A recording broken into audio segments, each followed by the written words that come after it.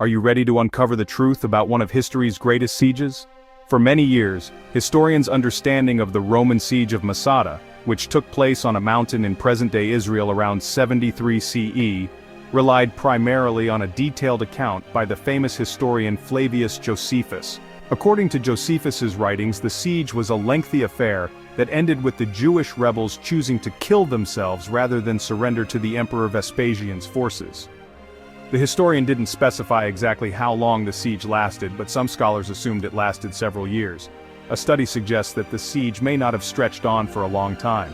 Instead, the construction of the siege wall and camps around Masada may have occurred over just 11 to 16 days.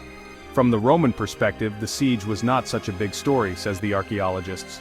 They came, made a precision strike, and left after a few weeks. The team surveyed the site using aerial drones and photogrammetric 3D modeling to reach their conclusions. They then used workload calculations to estimate how quickly the Roman fortifications could have been built. We know that there were 6,000 to 8,000 Roman soldiers, and we have data and charts showing how many stones young soldiers can move in a day. The data is obvious. We are talking about a very short period to build the siege system.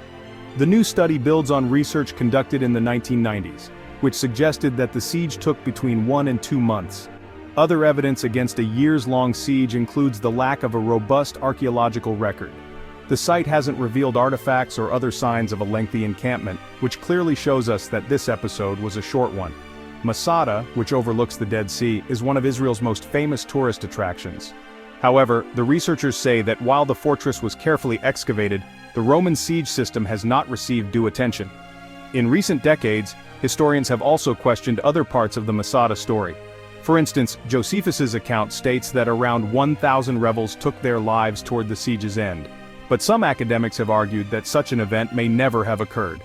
The recent study does not focus on mass suicide, but it does shed new light on an understudied chapter in history. The fact that the siege lasted less time than we thought doesn't make the site less interesting or less important.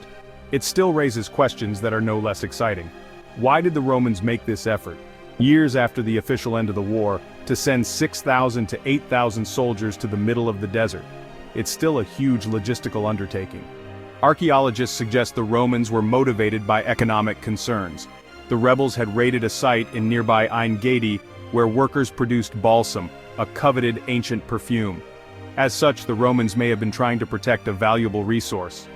The moment that they damaged the balsam production, they affected the empire's finances.